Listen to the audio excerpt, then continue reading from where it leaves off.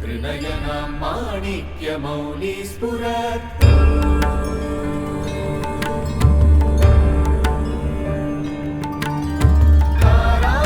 तारानायकशेखरां स्मितमुखीमां मीनवक्षोरुहां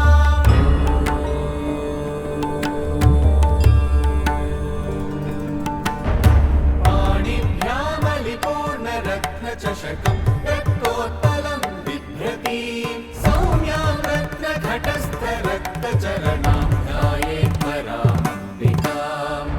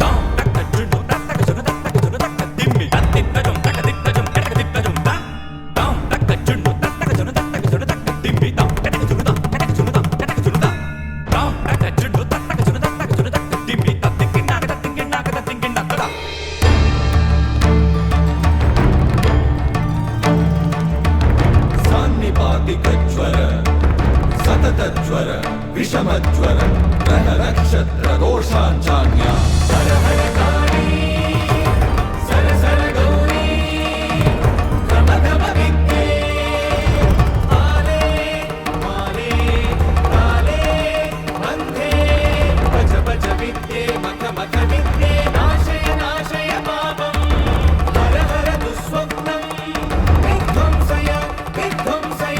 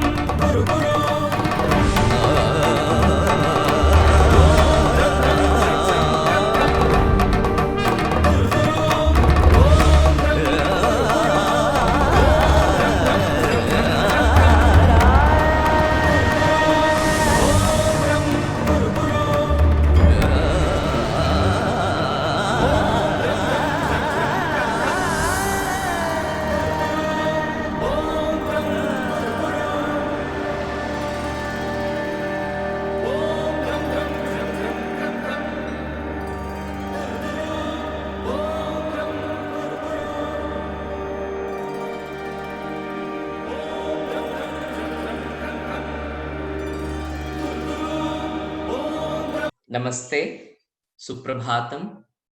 Welcome to each one of you who have joined us on the 29th day of the Global Festival of Yoga, being organized by Indica Yoga, which offers inclusive and diverse forms of yoga that is authentic, immersive, and transformative.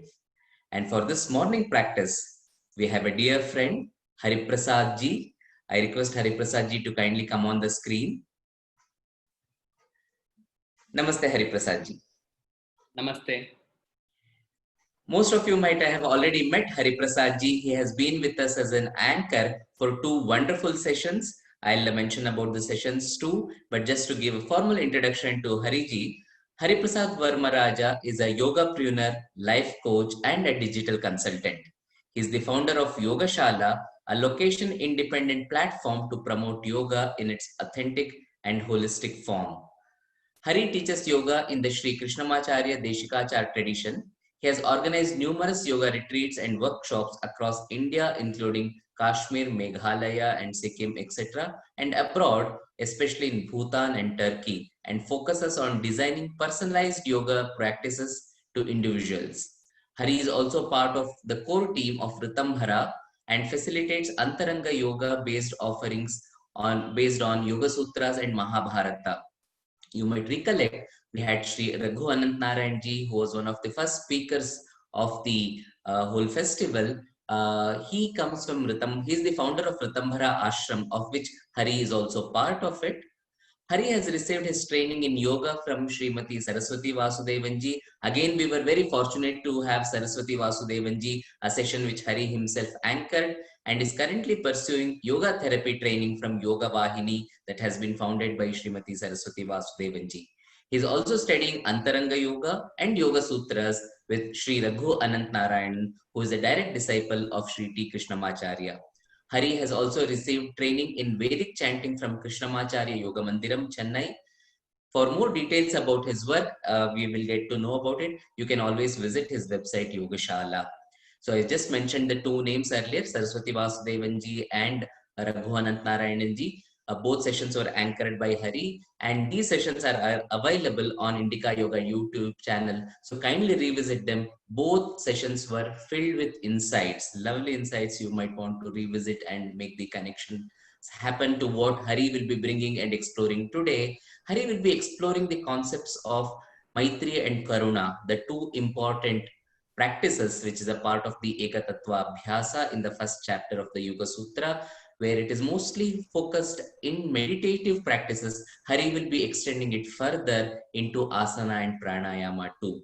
So with this brief introduction, I request Hari to lead us from this point onwards. It's a practical come interactive session. Hari might want you to use some drawings and colors, paintings in between. So yeah, kindly go along and enjoy this lovely session.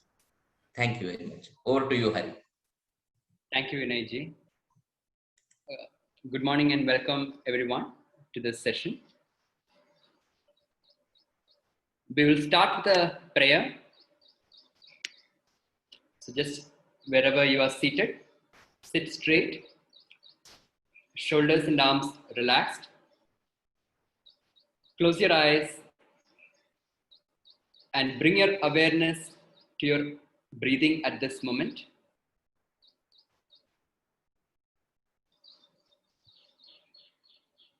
As you stay with your breath, I'll chant a prayer. You can listen and connect to the breath.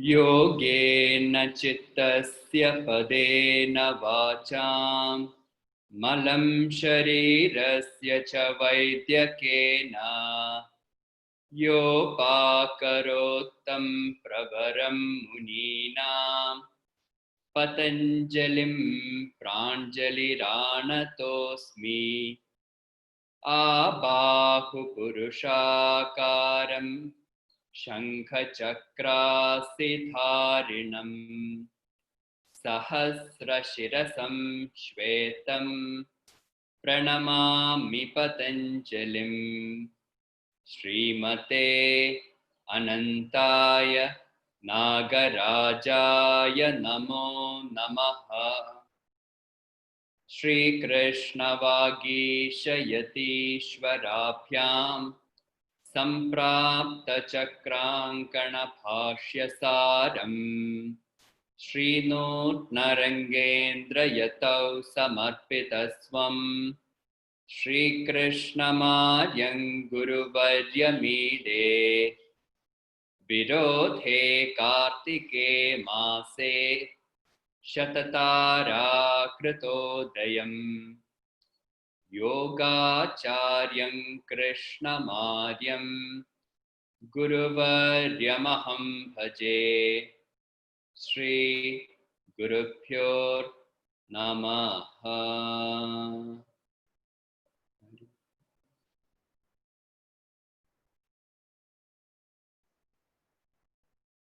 Slowly open your eyes. So namaste everyone. As Vinayji mentioned at the start, today's practice is a practice that is following the tradition of Sri T Krishnamacharya-Desikachar. And I'll be introducing a very simple practice with a focus on exploring the concepts of Maitri and Karuna. Maitri is friendliness and Karuna is compassion. And we'll be exploring these qualities or ideas within us and in our lives through the Asana-Pranayama. And if you have registered earlier in the email, you might have also received an instruction to have some colors and a sheet of paper with you. So if any of you have not noticed it, maybe you can take a quick moment to keep it ready by the side, not required immediately. Some colors and a sheet of paper, if plain sheet of paper. We'll use it at the end of the session, okay? And coming back to the session, we will be starting the session with a pranayama practice, and then we will move into a standing asana practice, followed by a seated one, okay? And then we'll end with another pranayama practice and a short meditation. So that's the overall plan I have in mind. So if you are seated on a chair or on a mat, sit straight. If you are on a chair, make sure your feet is touching the ground. And if you're seated on a mat, you can choose any comfortable posture which will allow you to keep your back straight. If you're having any pain in the lower back or any part of your spine, don't arch your spine too much. Make sure you're comfortable. Keep the shoulders and arms relaxed. Keep your palms open and rested on your lap.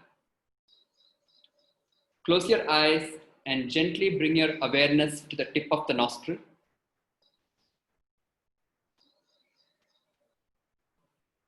Start observing all the sensations at the body level at this moment as you begin to watch your inhale and exhale. So connect to the awareness of the space, people and things around you. Connect to all the sounds that you can perceive, including the subtlest sound of your breath and the loudest sound that you can perceive around you. Connect to all the sensations at the body level. Start watching the breath. Let each exhale allow you to drop any thought that is taking your focus away from the breath. And let each inhale be an invitation to bring your awareness closer to the body and to the path of the breath.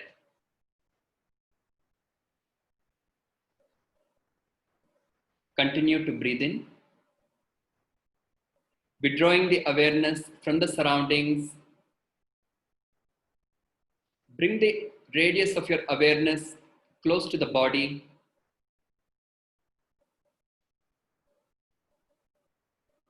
Progressively moving closer to the path of your breathing, so that you are completely in touch with the quality of the inhale and exhale at this moment.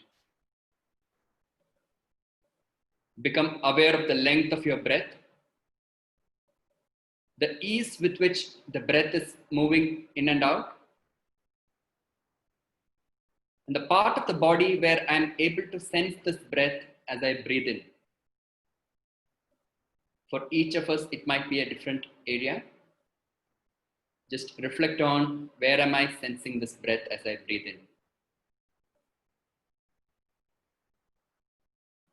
As your focus becomes in sync with the path of your breath, start extending only your exhalation. So allow the inhale to come in naturally and freely to the chest. Feel the expansion of the chest and the fullness of the breath. As you start exhaling, draw the lower abdomen slightly in, extending the breath, allowing the exhale to be long and relaxed.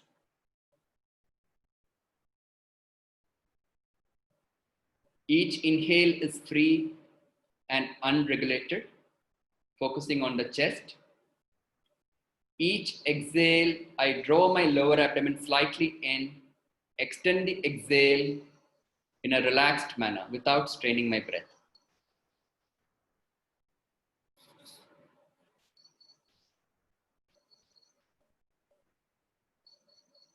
From the next breath onwards, after you extend your exhale, just pause for 2 to 3 seconds before you start your inhale. So I breathe in freely. I draw my lower abdomen in, extending the exhale. Once my exhale is complete, I pause for 2 to 3 seconds, exploring the silence and the stillness in that pause before I begin the inhale.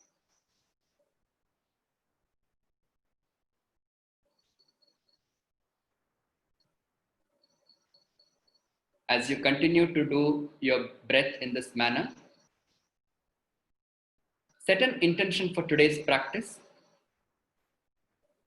Let each inhale be an invitation for the breath to touch that part of me where I experience the quality of Maitri, the connection, trustworthiness, nourishment in my relationships. And let each exhale allow me to drop anything that is blocking or not allowing me to experience this in my life. Just keep this as your sankalpa or intention.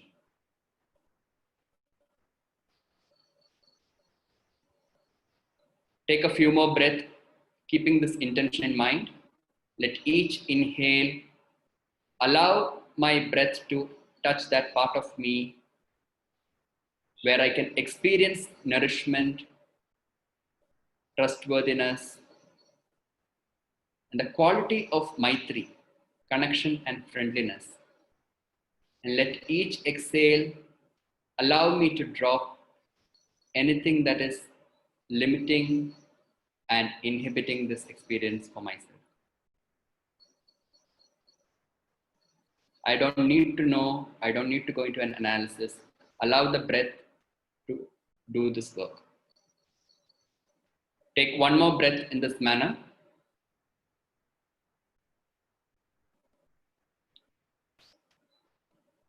After you complete your exhale, pause, drop the regulation over your exhalation, return to your natural breathing. Keeping the eyes closed, just observe the pattern of breathing right now, the ease and the flow of breath, and the state of mind, any shift you may have experienced before and after the pranayama. Just make a note of this in your mind and slowly open your eyes.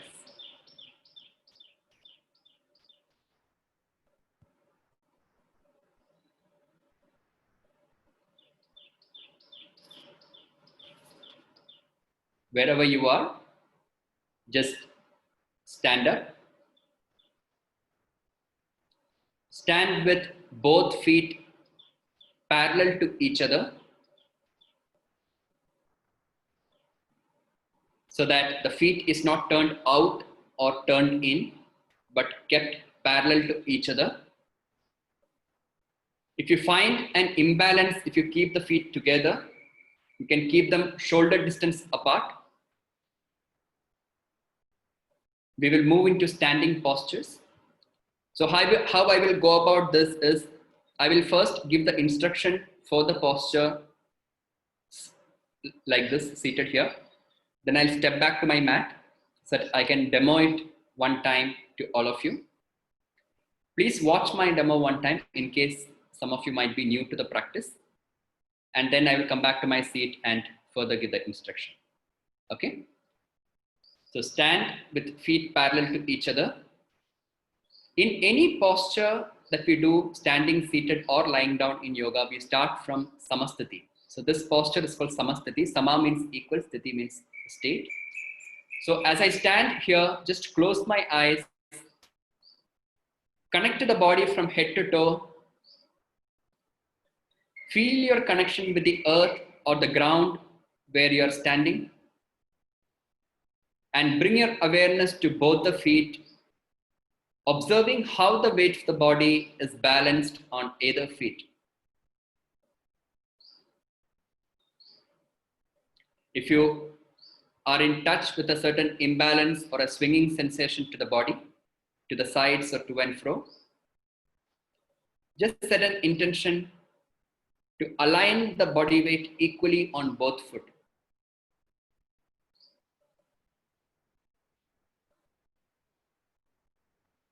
Visualize a central line passing from the center of the head through the center of your body to the point between the 2 feet. With each inhale, visualize your spine extending along that line, allowing the body to be balanced equally on both sides. When you feel completely still and stable in Samasthiti, slowly open your eyes.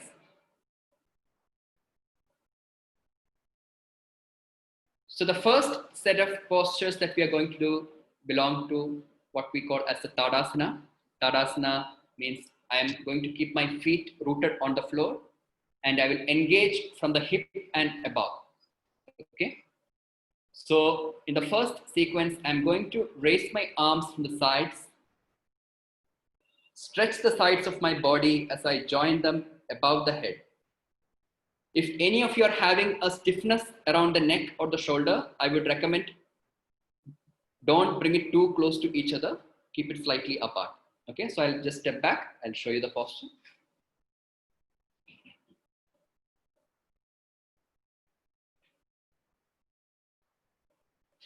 So if you are standing with feet apart, bring the feet closer at shoulder distance apart.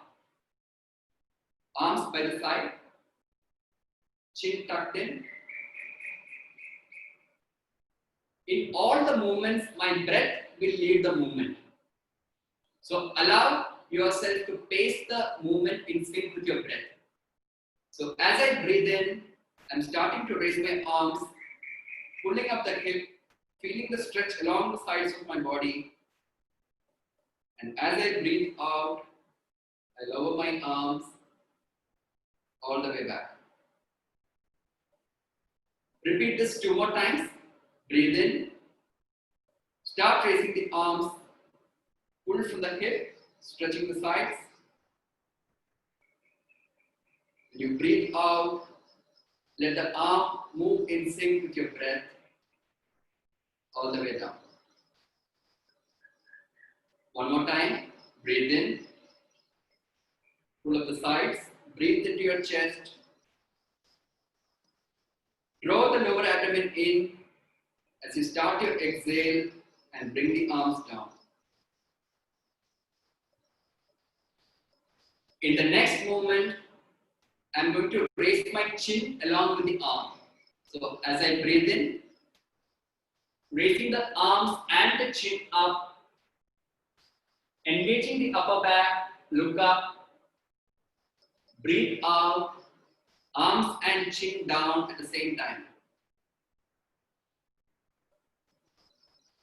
Breathe in, arms up, chin up, engage the upper back, stretch. Breathe out, arms down, chin tucked in. So when you bring the chin down, don't drop your head, just make sure the back of the neck is straight. Okay? One more time, inhale up and look up, join the palms, stretch. Breathe out, arms down, chin tucked in. Just relax in Samasthiti. Observe your breath.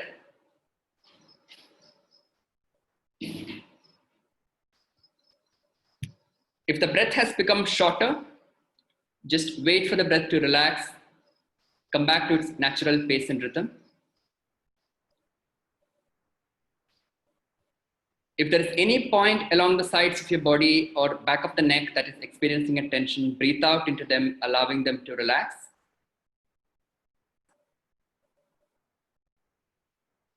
We'll do a variation of the Tadasana now, where I will interlock my fingers and turn the palm inside up as I raise the arm.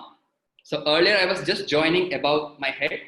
Now I will interlace my fingers, turn the palm inside out and stretch. Once again, if any of you are having any tension or pain around this area, be careful, you can avoid doing the palm inside out. Okay, so I'll just step back and show you.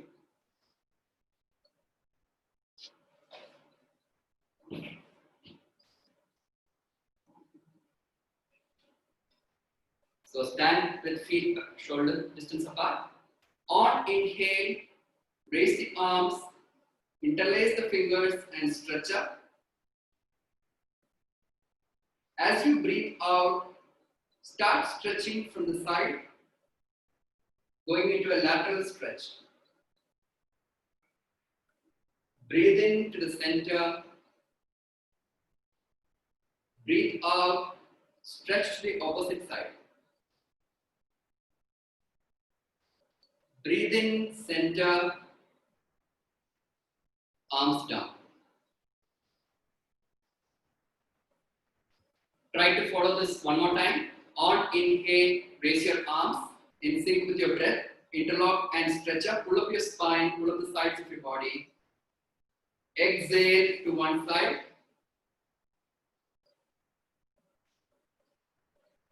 Breathe in, center. Exhale, opposite side.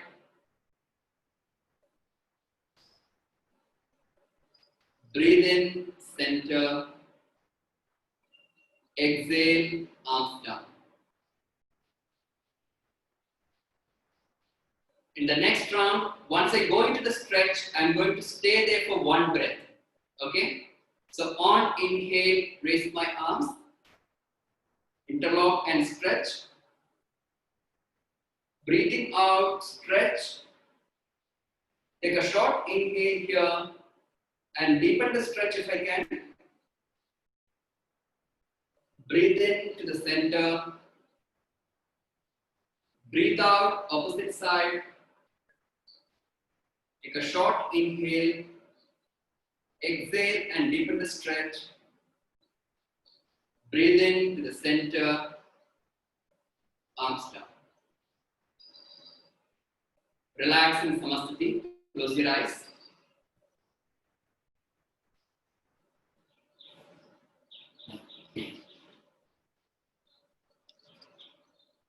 Just observe your breath and the points where there is any residual tension, any discomfort from the movement. Allow the breath to reach the parts of the body that is holding on to any tension from this movement and allow it to relax fully.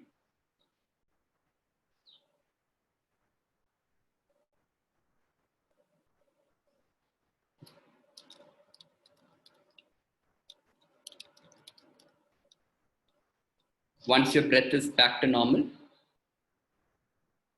we are going to do what is called a Hasta vinyasa, where I will engage my shoulders and arms. It will include a sequence of 3 to 4 postures. And while doing this movement, I would invite you to include a visualization, what we call as a bhavana. Okay? So reconnect with the sankalpa of today's practice of exploring Maitri and Karuna. So first I'll just give you the instruction, then I'll go to the mat and repeat it again. Stand in Samasthiti with eyes closed. As you relax, focusing on the body and the breath,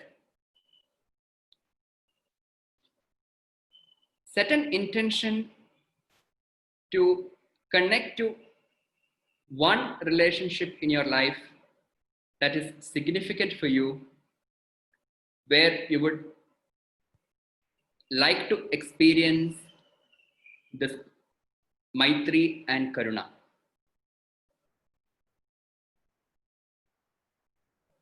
Allow your breath to reach and touch the part of you which is experiencing this relationship at this moment.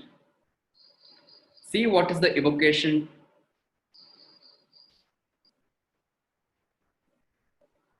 As you stay connected to the breath in Samasthiti and set this intention in the mind, and as you start paying attention to the evocation, you will start sensing a certain physical sensation.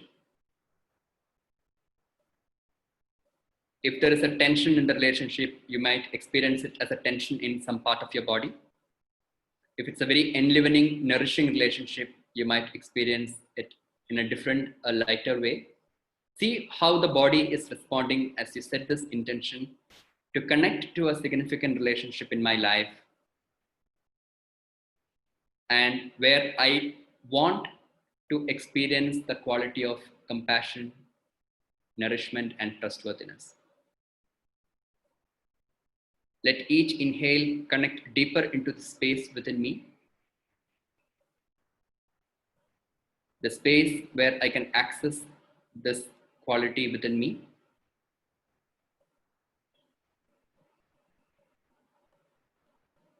When you feel fully in touch with this experience within you, slowly open your eyes and watch me as I demonstrate the sequence. The sequence is to be done with a certain bhavana. Okay, so I'll instruct it a couple of times, see how much you're able to do. So I stand in Samasthiti and I connect to this quality within me with my inhale.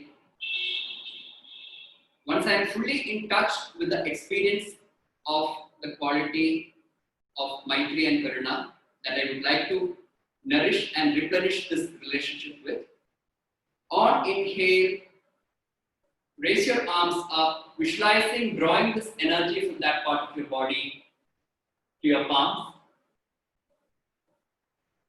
As you breathe out, rotate your arms, bringing the palms to the front, visualizing this in your palms. Inhale, raise your arms up. As you exhale, offer this to the world, to this relationship as you bend forward. Once again, if you are having a lot of stiffness on the back of the legs, you can keep the knees slightly bent. As I breathe in, I visualize energizing that part of me where I could experience this quality. Breathe out, back to Samasthiti. So on inhale, I connect to the quality or the relationship.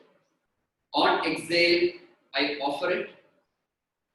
On inhale, I re-energize that part of me with fresh prana.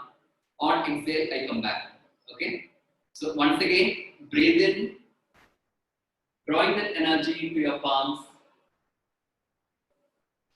Breathe out, rotate your arms in a movement. Breathe in, raising the arms up, pull up your spine. Breathe out, offer as you breathe out completely. Drop your head, drop your arms, keep them relaxed. Breathe in up. Breathe out, arms down. Let's repeat this 2 more times. Focus on the part of the body where you're experiencing this sensation. Breathe in, drawing the energy from that part. Breathe out, rotate your arms to the front. Breathe in, raise your arms up. Exhale, offer. Breathing out. Breathe in, re-energize. Breathe out, arms down. Last round. Inhale, draw the energy to your palms. Exhale, rotate your shoulders. Inhale, arms up. Exhale, offer.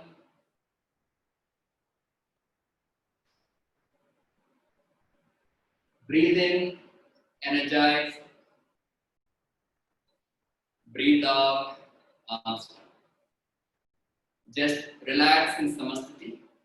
Once you are complete, pay attention to your breathing. Pay attention to any part of the body that might be holding any pain, discomfort, or tension from the sequence. As you wait for the breath to come back to its natural pace and rhythm, bring the awareness to the muscles or joints holding a tension. Just breathe into it, allowing them to relax completely.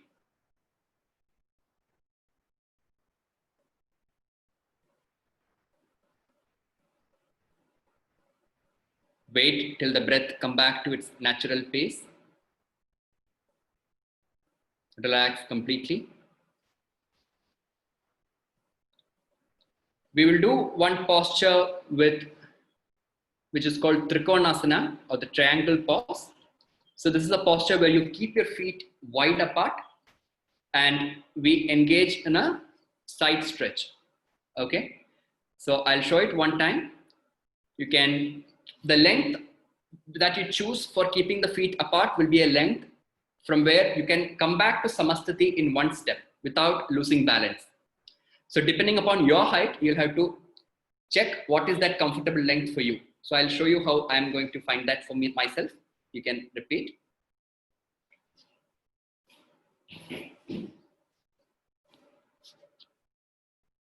So you can go to one edge of the mat.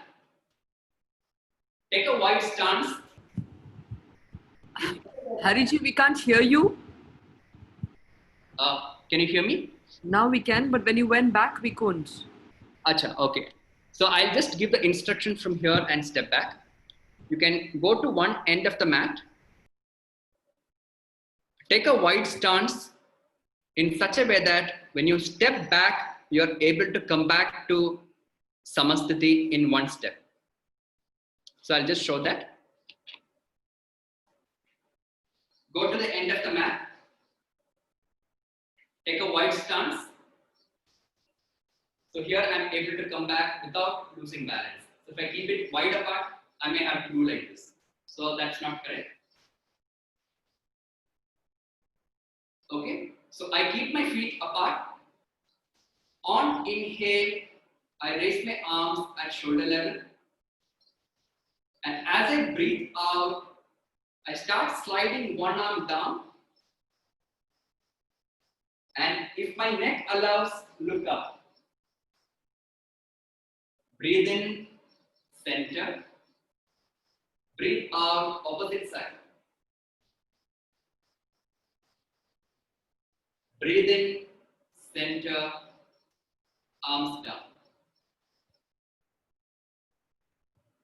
So when you do this posture, a couple of precautions. If you're having a pain on your neck, avoid looking up. Just keep looking at your feet. If you're having a lot of pain on the shoulders, you can avoid raising the arms up. Instead, the other arm you can keep it behind. Okay, so I'll go back and show you the modification. If you don't have any pain, just repeat what I showed you for next 4 times. So feet apart, breathe in. The modified posture, if you have a shoulder pain, keep one arm behind and look down. Breathe in, breathe out, breathe in, and Repeat. Breathe in, arms parallel to the ground. Breathe out.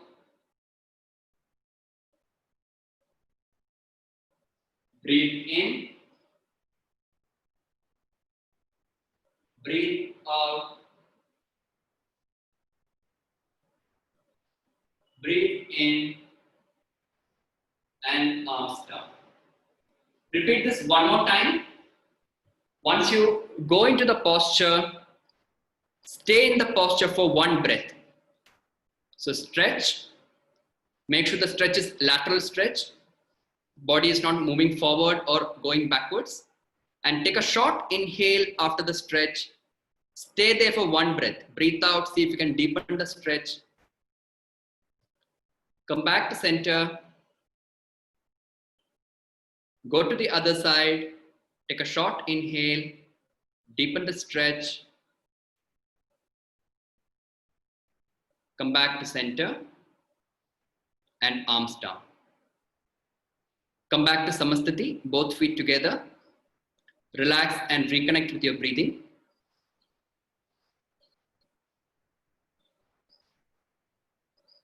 Just close your eyes and connect to the breath. As you reflect on how this movement was experienced at the level of my body, also reflect on how much Maitri and Karuna am I bringing into my movements. If my body is holding a tension, am I pushing it too hard? If I'm seeing a lot of judgments about some limitations coming to my mind, am I able to hold that awareness with compassion, with Karuna? Start reflecting on how I'm relating to my body in my practice, to any asymmetries or limitations that I'm experiencing, and see if in the next posture, as I get in touch with these judgments, as I get in touch with these pains or discomfort, can I access that Maitri and Karuna within me to myself, to my breath, and to my body? So we'll be doing Uttanasana, which is a forward bend. Again, if you have not had a practice before, this can cause a lot of tension on the lower back or legs. So feel free to bend your knee a little bit so that you can make the movement work better for yourself by deepening the stretch. Okay. So stand with feet together, arms by the side, chin tucked in. On inhale, you will raise your arms from the front, and on exhale, you will bend forward. I'll show you one time. Again, see how much am I experiencing this Maitri and Karuna for myself, to my body, to my breath. Very important. Am I trying to breathe too hard? Or am I really trying to discover what is my breath here and now? So feet together. On inhale, raise your arms from the front, pull up your spine. Bend from the hip as you exhale. Feel free to bend your knee a little bit if you feel a lot of tension. Keep the arms fully relaxed, keep the head relaxed and drop. On inhale, start raising the arms, bring it to the ear level as you come up. As you breathe out, arms down. Repeat this 4 times. This is a very common posture where a lot of people try to push the body somehow to touch the ground. Just reflect, operate, and move into the space with Karuna and compassion. Inhale, arms up. Raise your arms, pull up your spine. Bend from the hip. After you bend forward fully. On the next inhale, start raising the arms and let the arms lead your movement as you rise up. Breathe out, arms down. In the next repetition, you'll be going into the bend and staying there for 1 breath. So on inhale, raise your arms up. Push the hip back, bend forward from the hip. Remain in the posture, bringing the awareness to the points where there is a tension. Breathe out into it, let it relax.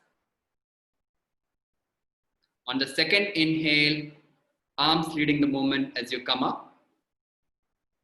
Arms down, relax.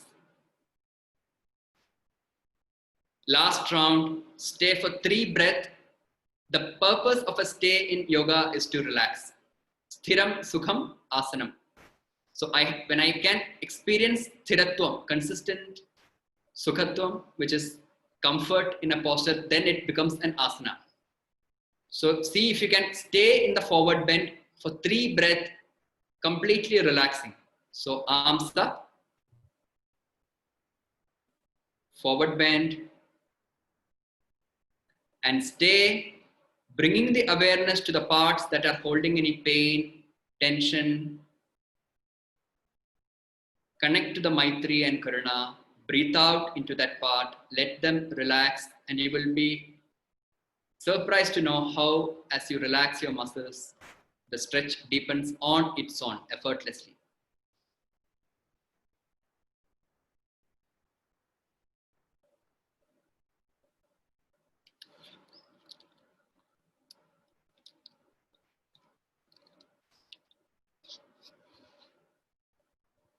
Once you come back to Samasthiti, on the 4th inhale, rise up. Relax with eyes closed in Samasthiti. Observing the body, bringing the awareness to the parts of the body that is holding a tension. Breathe out into those parts as you wait for the breath to settle down to its natural pace and rhythm.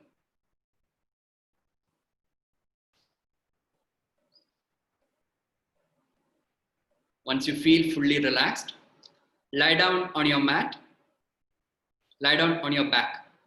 So keep the legs stretched out, arms by the side.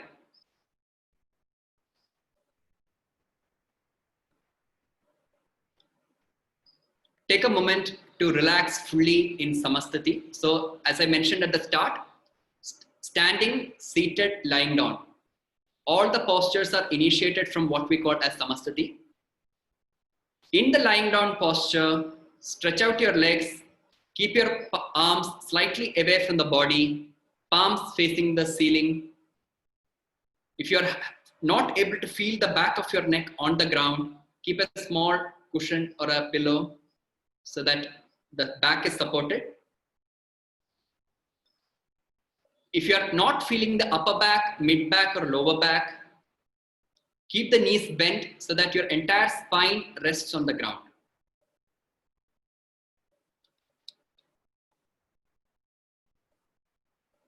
Okay, we'll do a short, just 2 postures in lying down. One is called Dvipata Pitham or bridge pose. And second is its counter pose. Counter pose in yoga is to remove any negative residues from a slightly intense posture. So we'll do the second posture after that. So if your breath is fully relaxed, I would request all of you to bend your knee. Bring the feet as close to the hip as possible. Keep the chin tucked in so that the back of the neck is straight. Arms are turned down to the mat next to the hip. I will show you the posture one time, so you can look at the screen for a moment. If you are not able to hear me, don't worry, I'll come back and say one more time. So you lie down on your back with knees bent, palms by the side. As you breathe in, start raising the hip, arching the spine. When you breathe out, hip down, back to the mat.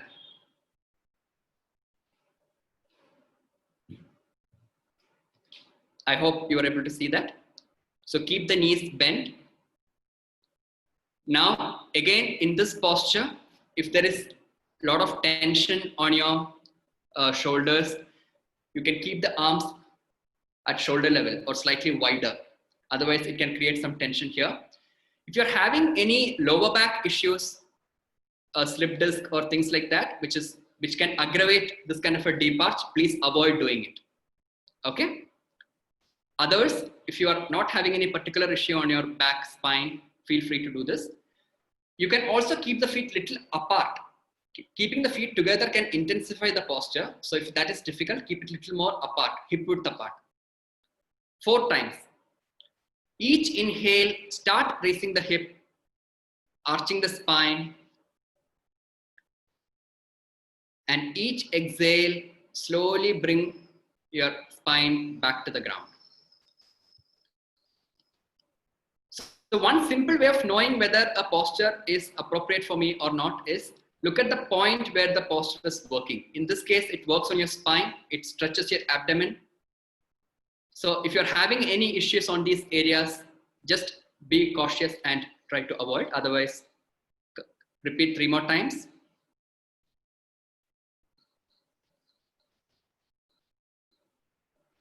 Work on your inhalation. This posture deepens the inhale. So work on breathing in deeply to the chest.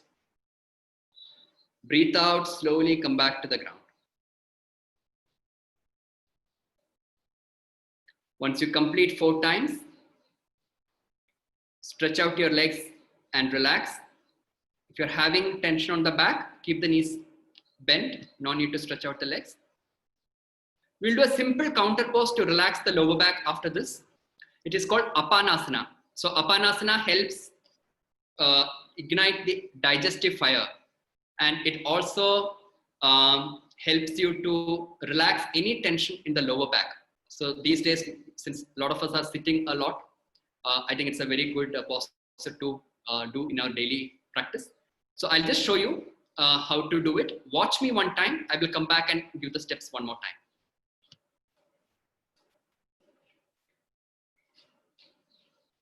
So lie down with knees bent. Lift your feet from the ground and place your palms on your knee. You can place it like this or from the side. When you breathe out, start drawing the knee towards you, compressing the abdomen, stretching the lower back.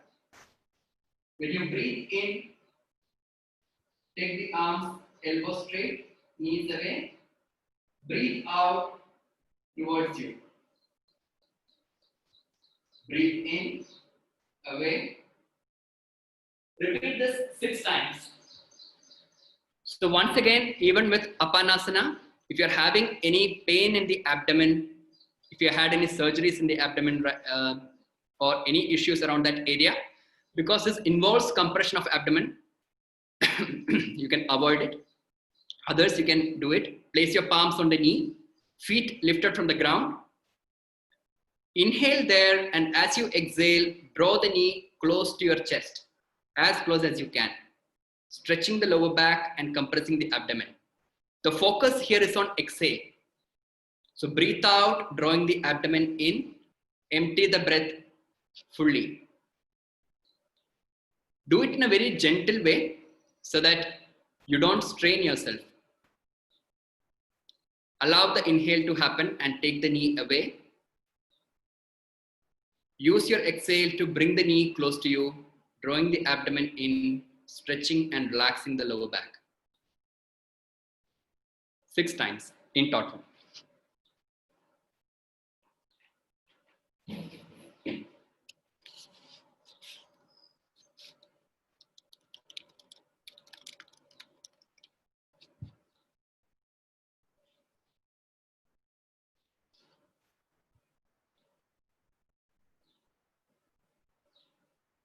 Once you complete the 6th sequence repetition in Apanasana, bring the feet down and relax.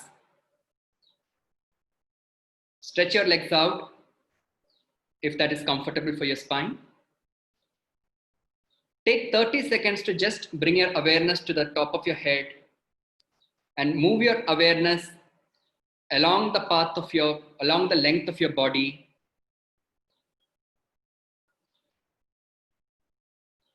Pausing at any joint or muscle that is holding a tension, stiffness, or pain. Gently breathe out, allowing it to relax completely. As you stay with your natural breath, once again, reflect back to your entire practice.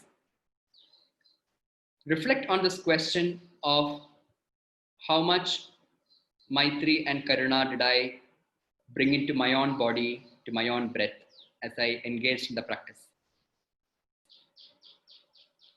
As you keep your eyes closed and focused on the natural breath, I will chant a mantra from a Vedic mantra. So this is called Lakhunyasam. You can listen to the mantra as you stay with your breath. This mantra is from Taittiriya Upanishad, and the chant evokes the natural elements in the nature and sets the sankalpa to nourish all the organs and functions in the human system. And usually, traditionally, this mantra has been chanted if someone is ill or suffering from ill health. The people who are sitting next to them used to chant. Right now, what we will do is, as you listen to the mantra, I would like all of you to set an intention to connect to the nature around you, to all the living beings, to all the elements like sun, rain, moon. Set an intention that let each inhale nourish me, bring to me healing energies from this nature. And when I breathe out, let me be capable of offering this quality of Maitri and Karuna in my daily living to all the living beings and to this world.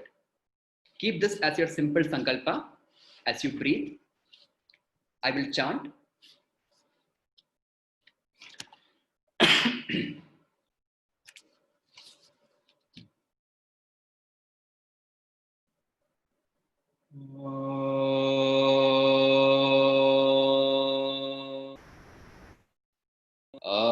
Agnirme vache shritaha vang hridaye hridayam mayi aham amrite amritam brahmani vayurme prane shritaha prano hridaye hridayam mayi aham amrite amritam brahmani suryo me chakshushi shritaha chakshur hridaye hridayam mayi aham amrite amritam brahmani chandrama me manasi shritaha mano hridaye hridayam mayi aham amrite amritam brahmani disho me shrotre shritaha shrotragam hridaye hridayam mayi aham amrite amritam brahmani apo me retasi shritaha reto hridaye hridayam mayi aham amrite amritam brahmani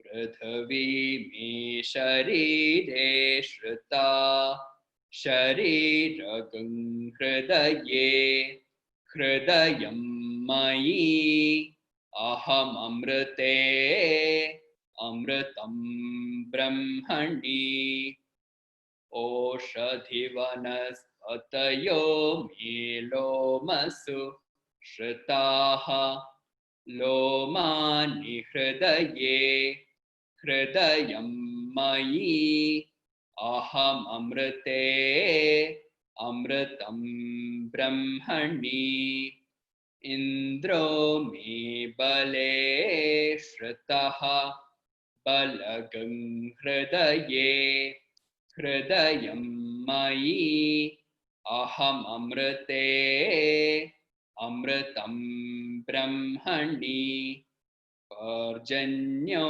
me murti shritaha murtha hridaye hridayam mayi aham amrite amritam brahmani ईशानो मे मन्यौ श्रुतः मन्योर्हृदये हृदयं मयि अहममृते अमृतं ब्रह्मणि आत्माम आत्मनि श्रुतः आत्मा हृदये हृदयं मयि aham amrite amritam brahmani punarma atma punarayuragat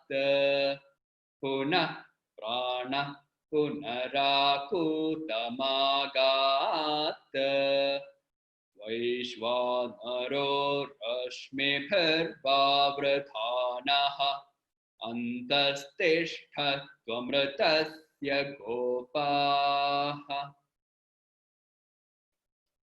Just stay with your natural breathing.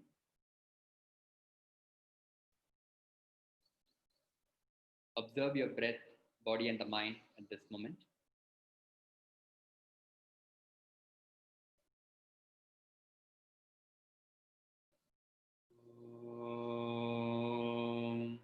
Purnamadav Purnamidam Purnat Purnamudachyate Purnasya Purnamataya Purnameva Vashishyate.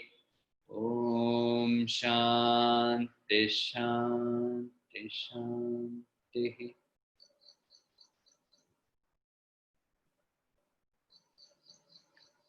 Gently open your eyes and you can sit up. Thank you all for joining today's practice.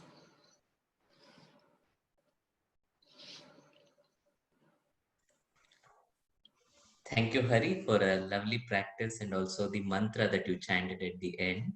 It was beautiful and soothing. Thank you, Vinay. So I think the first question would be that many people are asking is, can you give us the source of the mantra, the reference, where they can find it or where they can learn? So the mantra is called Laghunyasam. Maybe I will type it out in the chat. It is called Laghunyasam and it is from Taittiriya Upanishad. I learned it from Krishnamacharya Yoga Mandiram in the Healing Chants program. And you can find it online. You can find it also in a book called Mantravalli. That's the book name.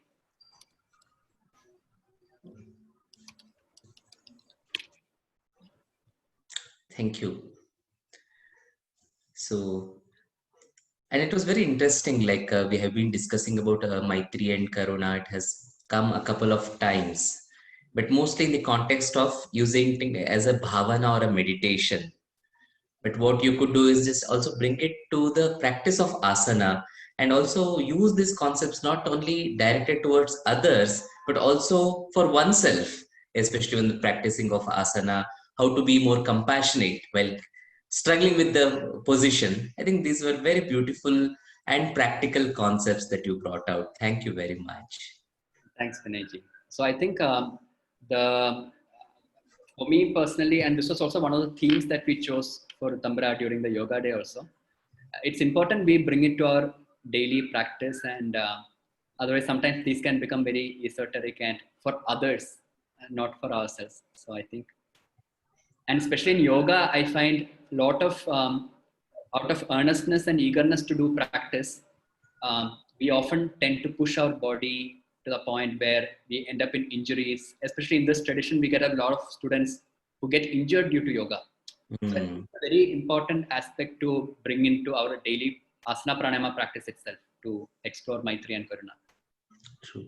And what also tends to happen is with effort, with attempts, we can bring in these practices while we are working with others, or with respect to others in the outside world, we can somehow attempt to bring these practices. But when it comes to ourselves, we tend to be self-critical. Even if some things like didn't go the way we wanted to do it, we could really be harsh on ourselves, which is also not very helpful. So we also have a question on that, where Forum Trivedi ji is asking, sometimes we can't access those bhavanas inside us. In those cases, how do we go about it? When I cannot access The bhavanas of Maitri and Karuna, like, yeah, I mean, sometimes it might appear to be covered or not easily accessible. Any suggestions for that? I think what has helped me is when I find, for example, when I started the practice, asana practice, I was not flexible. At least not as much as I am right now. So naturally, there will be a lot of judgmental voices coming from within. So why haven't I done this earlier? Maybe when I was younger, then I could have done more tougher postures, fancy postures. So I think what the starting point can be to start listening to this voice, which is what I was instructing in the asana practice today. If I find myself pushing too hard, or if I'm finding myself becoming too self-critical, can I start listening to that voice and be aware of it? Because for me personally, when I stay with that voice from a quieter space, I can also, it also allows me to get in touch with a part of me that is aspirational, which believes I have this potential. And I think if I stay long enough with that tension without running away from it, I can access this part of me, and there I can discover the Maitri and Karuna. So a connected question, where does one feel the emotion in the body? Like, can you find a physical location to it when you're drawing it out or when you're associating with it? This is a question from Yamini Singh ji. Yeah, actually a good question, which also reminds me, I requested everybody to keep colors and paper because we were short of time. I didn't go into that. I think one way you can explore this is there's no, I cannot tell you that, okay, you will experience something here and that is not universally applicable. So one request to all of you, if you're still in the session, is after the session ends, before you get into other routine activities, just get back to what you got in touch with in your practice and take out your paper, and once you're fully evoked, when you sense this Maitri and Karuna in you, maybe in the context of a relationship, take 2 or 3 significant relationships in your life and just draw and see what comes up. It need not have any symmetry or a particular way in which it should come out. And that will be your unique meaning-making process or relationship in which you connect to that quality in you. Some people may not even sense anything at the physical level at the start, which is also completely fine. So don't judge yourself too harsh if you could not sense anything physically. Maybe you may have sensed something emotionally or at the level of memory.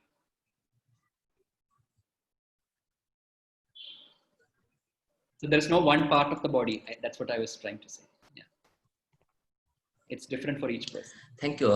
In this context, I just want to mention that earlier we had a session on yoga and fascia by Carol Dalmas, who took us through a practice, a very unique set of practices where one was working on the fascia of the body. Fascia is a very thin layer which is there between the skin and the internal parts and the organs, a very thin covering, and where she was suggesting that the emotions could possibly get trapped in some places. So I'd highly recommend that you can go back to that session and also connect with it, and also when we come back to her, what Hari is speaking, like it, many things are falling in places. So thank you very much, Hari, for that. Thank you. Just I got reminded of a book also on a similar note called Body Keeps the Score. I think if that also talks about this kind of how memories and experiences get locked. So since people asked which session, I'm repeating again. This is a session by Karol Dalmas on yoga and fascia. Okay. So I think this is one that many people have asked for, that you already mentioned it. You answered this question, that how can they go back and get into the drawing, and what would you recommend them to do or suggest them to do? If you want to add anything on that, probably many people would be interested to, I mean, they don't want to leave it halfway. So Yeah, they yeah. really don't, yeah. I think the simple instruction for that is once you complete the practice, so basically in this tradition of yoga, we pick a particular focus for the practice and we explore that through the Asana-Pranayama practice, that we can go deeper into it. So today, if you're still in that space where you connected to this, and if you remember at the start, I mentioned take a relationship, one or two significant relationships that matter to you. And now what you can do is immediately after the session, just sit quietly, go into that space within you and experience the dynamic between you and the other in that relationship. See what gets evoked in you and draw. Okay. And see what comes up. There is no, you cannot ask another person to interpret the drawing for you. If it's coming from a space where you're really resonating with that relationship, it's dynamic, and yourself, since you have gone into the space of Maitri Karuna, you might discover some insight. If we had a slightly longer program, we can explore more, but yeah. It also gives us an idea as to what we could do for the next program, or already we are thinking for the next workshop with what you brought in today. Sure, sure. Yeah, there is interest. There is a lot to explore in that space. True, very true. So there are many compliments that are coming in. Just to read out a couple of them.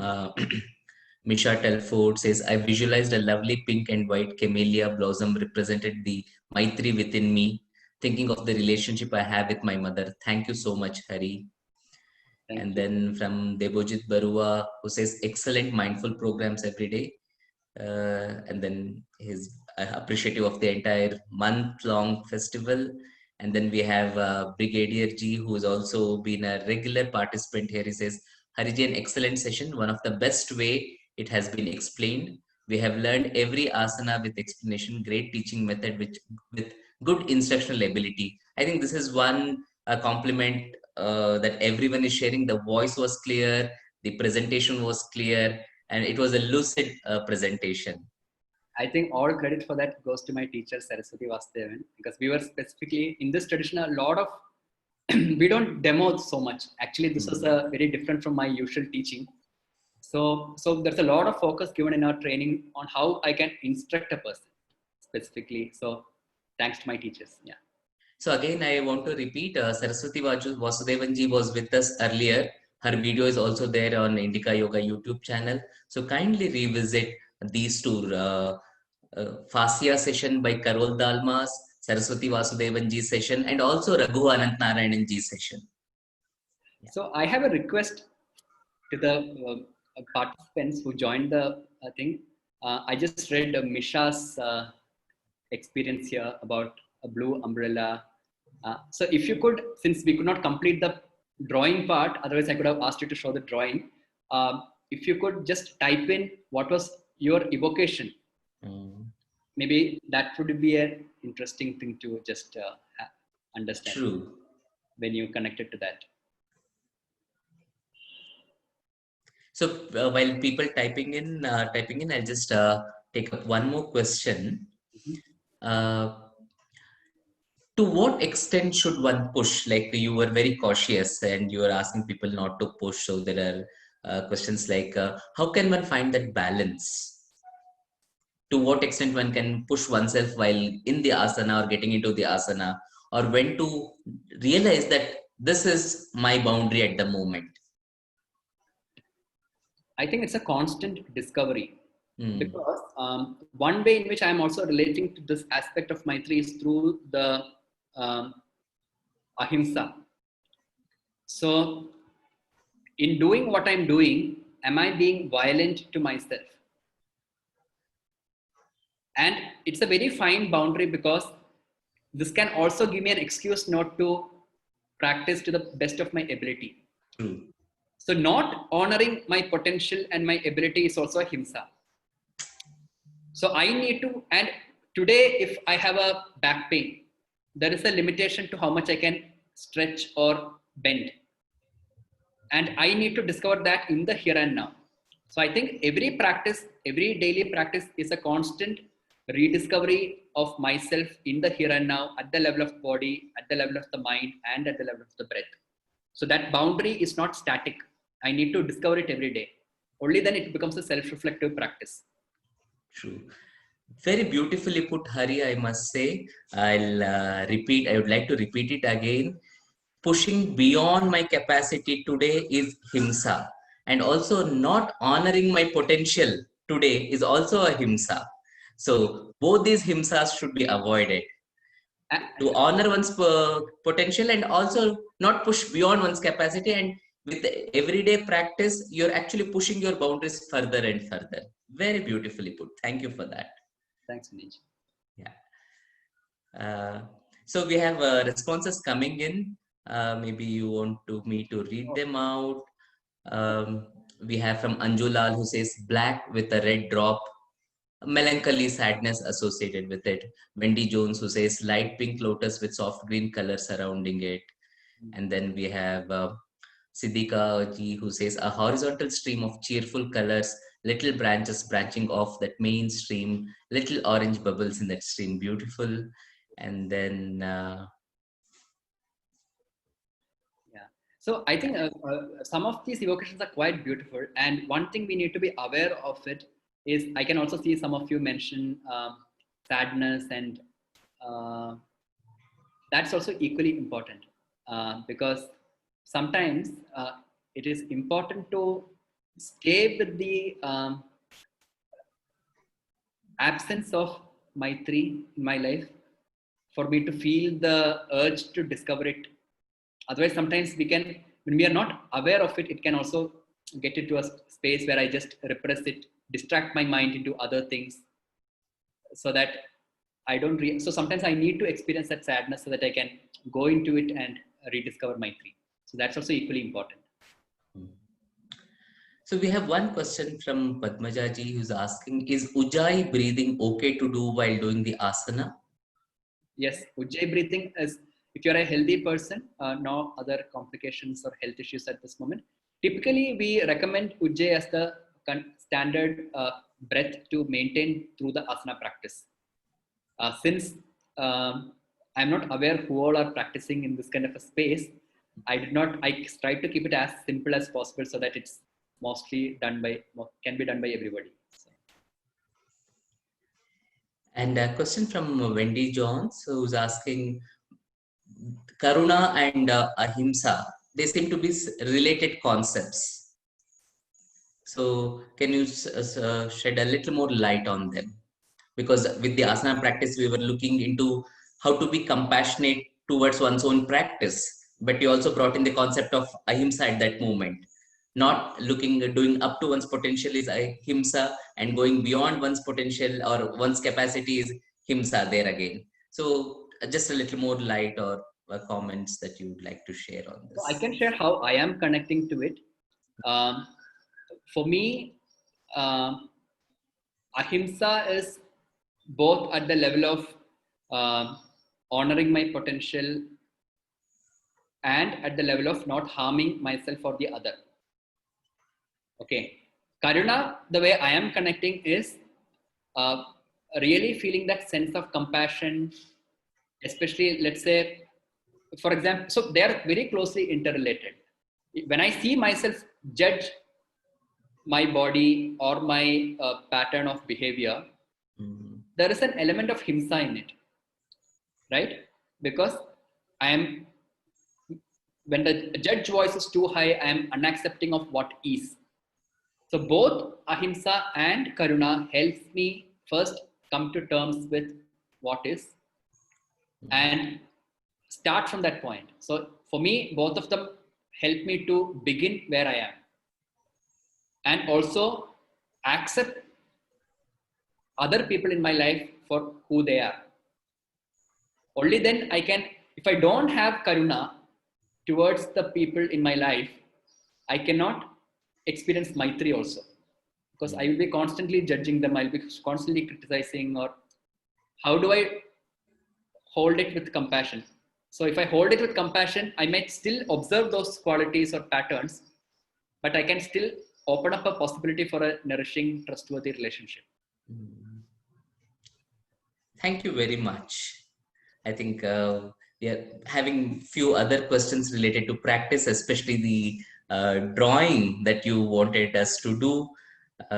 Maybe I think we might have to do a separate workshop for that. Yeah. So my intention for the drawing today was just to allow all of you to see what comes up. But if we have to explore it more deeper level, we might need a longer session or a different program. Yeah. I mean, just to add to what Hari is mentioning, Hari is also part of the Ritambhara ashram where they conduct Mahabharata immersion. It's a very beautiful, powerful, transformative experience. It's a 1 week program, which I have also attended recently. And much of the exchanges happen there, not verbal communication exchanges, but through other means. And one of the means that has been used there is using drawing sheet. In fact, instead of giving us a notebook when we attend this program, we are given a drawing book. I mean, I took on to the drawing book nearly after 20-25 years or so, and then playing with the crayons and all those things. It was a highly engaging experience, and also many things, many inaccessible parts to us were coming out. So that is the beauty of this other modes of communication. We tend to be so complacent with the verbal mode. It's only when you start using the other modes, many other hidden aspects also start expressing themselves. So I think that's a very powerful way. So sometimes we would have to explore it further, I think, Hari. Yes, sir. I mean, I'll be happy to see all of you for some of the work through yoga programs. Yeah. And so that is bringing people to ask whether do you conduct online programs, online classes, how can they connect with you? Yeah, so I do teach online. With Corona, it's completely online actually. So you can reach out to me at hari@yogasala.org. That is my email address. And I'm also part of Ritambhara, as Vinayji mentioned. So in Ritambhara, we offer a lot of programs online, which, as I think Vinayji mentioned the introduction, which are based on Yoga Sutra. So we have a program called Inner Work Through Yoga. We have something called Mahabharata Exploration, which is completely online. This weekend, we are having a program called Sacred Quest, where we combine Vastu and Yoga principles in an experiential manner. So I think if you visit Ritambhara website, you will be able to know. Okay, I'll give the website here. That will be better. I'm giving the Ritambhara website, and if you're interested in classes, I'm giving my class. So this Ritambhara is founded by Raghu Anant Narayanji. I mentioned it earlier. He also was one of the speakers. His session is also there. And these are excellent programs which they conduct there under Ritambhara. Mahabharata immersion and Antaranga Yoga. Now it has shifted from actual mode, live session mode to an online mode too.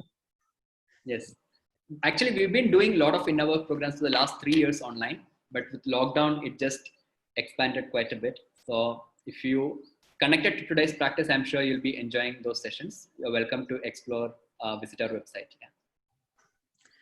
So thank you, Hari, for this wonderful session. Thank you, Vinay. We'll just make the announcements for the day and then get back to you for your advice or your tip or your guidelines for practice, anything that you're inspired at the moment to share with all our participants.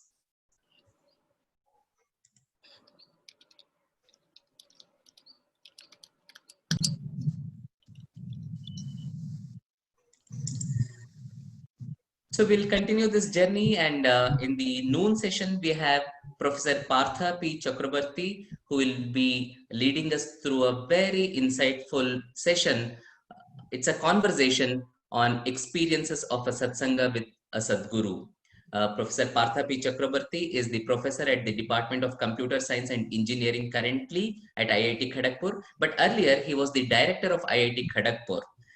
So he will be with us sharing his experiences of being guided by a Sadguru from very close quarters from a very long time. And it would be really a fortune for all of us to listen to him sharing his experiences.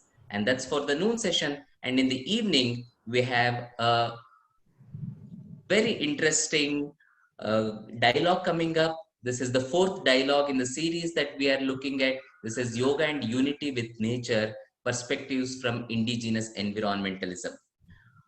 Today, the big question is all about ecology. We discussed something about economy earlier, but now it's ecology, sustainability. These are the questions that are really bothering us as humanity. How are we dealing with them? What are we doing to the nature? What is the way of the future? So these are the questions that are all around, and we can't leave that when we are discussing about yoga and unity. We also need to look into unity with nature. That's why we have a few experts joining us this evening. The whole session would be moderated by Daniel Abreu, who is the whale cetacean expert, Dominican Republic. You'll get to know he's such a wonderful person that he speaks to the whales, it seems, and like that's the way he connects with the nature and all the other animals. And then we also have Teokashin Gorthos, who is the international speaker on peace and indigenous and Mother Earth perspectives from what he calls as a Turtle Island. If you know, USA was called earlier as Turtle Island by the natives, and that's how he likes to call it. And then we have Judy Leaf, who is a Buddhist teacher, writer, and an editor. And then we have Shefali Patel, again, a very well-known personality who is a writer, gardener, and a farmer. And then we have Dr. Jinya Mukherjee, who is the assistant professor at the Department of Humanities and Social Sciences in IIT Kharagpur. And each one is an expert in their own field when it comes to nature, ecology, and environment. And they will be sharing their insights on this panel discussion on yoga and unity with nature. So do join us for all these sessions, and we continue this journey up to 31st July. But I would also like to mention that we had planned the festival only till 30th, till 20th, that is tomorrow. But because of the overwhelming response that we have now extended up to 31st July till the end of this month. But from 21st onwards, it will only be 2 sessions, 1 session in the morning and 1 session in the evening. So with this, I now get back to Hari. And before that, I also like to, I see many questions again about the mantra that you chanted. So the mantra, as Hari mentioned, is from Laghunyasa. It is part of the Taittiriya Brahmana. You have in each one of the Vedas, you have certain texts called Samhita, Brahmana, Aranyaka, and Upanishad. And this particular mantra belongs to Taittiriya Brahmana, a branch of Yajurveda. And this is, you might hear it often, especially before the Rudra chanting begins. We have something called Laghunyasa, practice that is done before the actual chanting of a Rudra, which you might be familiar with. So this comes in the part of that Laghunyasa. You can always go back and look for it. It's a very popular mantra, and Hari chanted it very beautifully. Maybe he could also share the recording, or you could put the recording on your website, which people can access. Yeah. So with this, now I come back to Hari. Yeah, no, I don't have any advice, but I would usually, we leave all the participants with a question. That is the gift we offer. So I think the gift I can offer to all of you who are listening is to hold on to the question and reflect on, in what ways am I nourishing the relationships in my life? In what ways am I being nourished? So if you could reflect on this, maybe it will open up a lot more. Thank you. Thank you. I just like to mention, like yesterday, we had a session from Ravi Mantaji, who also shared at the end. He was saying this, Every day when I get up, I need to reflect upon what I am contributing, what I am taking in, how much I am getting nourished, how much I am nourishing, what Hari just mentioned. I think it's all pointing us towards being more self-reflective in nature. Thank you. Thank you very much, Hari. And I thank all the participants who have stayed with us. Thank you, everyone.